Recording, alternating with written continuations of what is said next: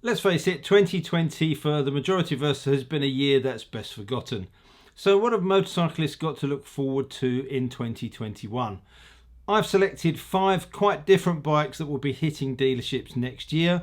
Some have already been launched this year, but all of these will be available to buy in 2021 for those of you that are looking to spend some money. Let's get started with Triumph, who have again reached back into their heritage to bring us the newest iteration of the Trident name. First launched in 1968, the triple-cylinder bike set a benchmark for performance, and one bike in particular became an icon when Slippery Sam won 5 consecutive Isle of Man production TT races. The name returned in 1990 with both a 750 and 900cc version.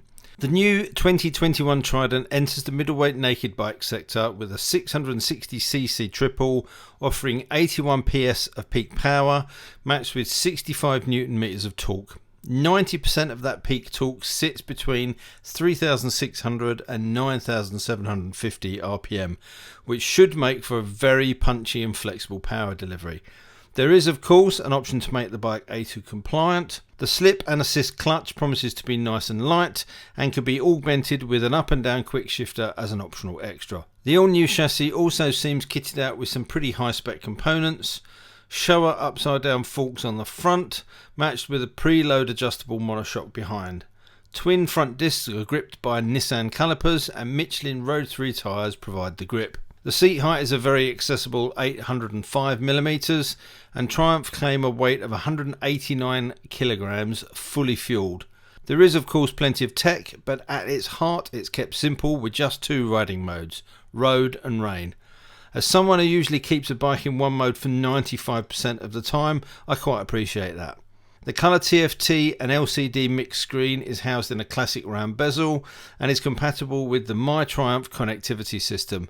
This will bring phone, music and GoPro control as well as turn-by-turn navigation. I personally think it's a handsome looking bike, sitting somewhere between the modern classics and more naked sports bike look of the Street Triple. It's certainly going to have a wide appeal, and the 4 initial colour options look great. As usual, there will be a raft of accessories available for personalisation. It'll be interesting to see how the new Trident fares, but the sleek looks, punchy performance and 10,000 mile service intervals are appealing, particularly given its price tag, which starts at just 7,195. Next on my watch list is the Husqvarna Norden 901. Pictures of the bike were first released back in early 2019 and a concept machine appeared in the flesh at EICMA in November. The Norden had taken quite a different styling cues to the models offered by its orange sister company, and the bold look certainly grabbed attention. It was also the first time that we got a heads up that a larger 890cc engine was coming to the KTM models. The Norden keeps the saddlebag style fuel tank, which I personally think is a fantastic piece of engineering. It keeps the weight as low as possible and makes what promises to be a light bike for its class feel even lighter. The biggest styling change that Husqvarna made comes from the treatment of the front end. The sharp waspish headlight is nowhere to be seen, and a traditional round one takes its place, sat neatly behind the Dakar styled upright screen. An image of the production bike was recently released, and although only a black and white picture, you can see it's not very far off the concept drawings. This is something that Husqvarna can usually be relied upon given how both the Viplan and Svartplan production models turned out. Specs will be of course very similar to the KTM 890 Adventure, so we can expect just over 100 horsepower of peak power and around 90 Newton meters of torque in a bike likely to weigh under 200 kilograms. No indication of prices or launch dates have yet been confirmed. Switching styles completely now with the recently announced Honda CMX 1100 Rebel. Yes, an all-new Rebel featuring the engine from the latest Africa Twin. What's not to like? I recently uploaded a video taking a more in-depth look at the new Rebel, and I'll leave a link in the end credits should you wish to watch it. But this promises to be an interesting move from Honda, pitching a cruiser into more of the heavyweight market. Japanese manufacturers have historically chipped away at the dominant brands in this marketplace. Perhaps the CMX 1100 will appeal to a broader base and maybe bring in a much needed younger demographic. Whilst it uses the same engine as the adventure bikes, the tune has been changed to better suit a cruiser riding experience. Peak horsepower is reduced to 86, but the heavier flywheel and changes to the cam profile means the peak torque of 98 Newton meters comes in 1500 revs lower than its ADV brethren. It's also lighter than I expected, with a wet weight of 223 kilos, which is lighter than the dry weights of the Triumph Bobber and the Indian Scout, against which it will undoubtedly be pitched. It's also got a very friendly 700mm seat height. What sets this bike apart from its competition though is its availability with the excellent DCT gearbox.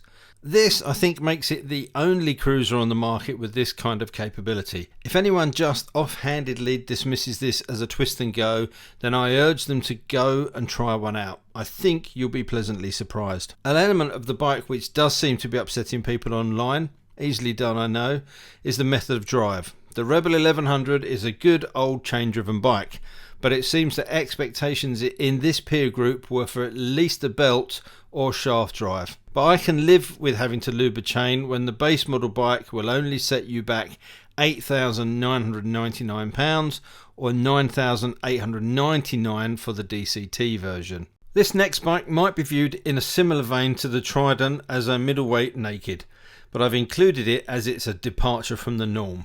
The Ducati Monster has been with us since 1993 with its distinctive trellis framework and sporty yet urban looks. 2021 sees the Bologna-based Ducati ditch the exposed trellis frame and instead opt for a Panigale style aluminium frame which uses the 937cc engine as a stressed member. This change of design gives the Monster the ability to shed weight with a claimed 4.5 kilograms from just the frame alone. Add the savings from the new aluminium swing arm, engine components and fiberglass tail section, and the ready to ride weight is a claimed 188 kilograms. That's almost 20 kilograms lighter than the existing 821 model. That's quite a tasty proposition for sure, as the V-twin Euro 5 compliant engine boasts 110 horsepower and 92 newton meters of torque. The design changes also mean that the Monster has a slightly more relaxed riding position, with the bars closer to the rider and the foot pegs slightly lower. Personally, I think this is a good thing. It's still going to be a sporty ride, but I always found the Monster put a bit too much pressure on my wrists. The ride-by-wire throttle means, of course, rider modes, sport, touring and urban to be precise. Each of these can be personalised with 8 levels of traction control, and there's also anti-wheelie and launch control, all of which can be accessed via the neat 4.3-inch TFT screen. Keeping your rubber side down are a set of non-adjustable upside-down forks, a preload adjustable rear shock and Pirelli Rosso 3 tyres. Brembo 4-piston monoblock calipers and cornering ABS ensure you can bring this beauty to an abrupt halt. The base level Monster will have a £10,295 price tag, with the slightly dressed up Monster Plus costing £10,545. To finish off, I'll drop the CCs down considerably with the brand new Royal Enfield Meteor. This 350cc single cylinder bike is a retro styled machine whose influences won't be lost on anybody. I guess you could pitch it somewhere between a roadster and a cruiser, with Royal Enfield opting for the latter descriptor. It's powered by an all new 349cc oil and air cooled single overhead cam engine that produces a shade over 20 horsepower with 27 newton meters of torque. You don't have to worry about getting your arms ripped out of their sockets, but it should provide a nice, relaxed and reliable ride. All in all, it looks like a very well put together package, and Royal Enfield are picking up praise for their build quality. The Meteor is based around a traditionally styled twin down tube chassis and features tubeless alloy 19 and 17-inch wheels. A single 300mm disc up front and 270mm at the rear take care of braking. There is 130mm of travel from the forks, and the rear twin shocks have 6 adjustable preload settings. Although Royal Enfield like to keep it basic with regard to electronics, an interesting feature on the Meteor is the Tripper navigation system. Housed in a little unit separate from the main speedo, the Tripper offers a visual turn-by-turn navigation system powered by Google Maps and controlled with the Royal Enfield app via Bluetooth. A USB charging port comes as standard on the bike to make sure your chosen phone doesn't run out of juice. The Meteor looks to build on RE's reputation for low-cost, no-fuss motorcycles, and it's certainly a good-looking addition to the lineup. It's available in 3 different trim specifications, the Fireball, Stellar and Supernova, with 7 different colours across those trims. There's a look for all tastes, and as we've seen with the 650 models, there's plenty of opportunity for owners to modify and customise their motorcycle. No doubt we'll see a raft of custom Meteors hitting our screens soon, and I for one will be interested to see what builders come up with. The Meteor goes on sale next year in the UK with prices starting at $3,749 for the Fireball, $3,829 for the Stellar and rising to $3,909 for the Supernova. All bikes come with a 3-year warranty and 3 years roadside assistance. Well, that was a quick whiz around 5 bikes I'm personally looking forward to seeing more of in 2021. I'll be interested to read your thoughts in the comment section and let me know what bikes you're looking forward to seeing hitting the dealerships. If you'd like to see more of these videos, then let me know, and don't forget to subscribe to keep up to speed with all of the new content coming through. Thanks for joining me, and until next time, take care, ride safe, and I'll see you soon. Bye.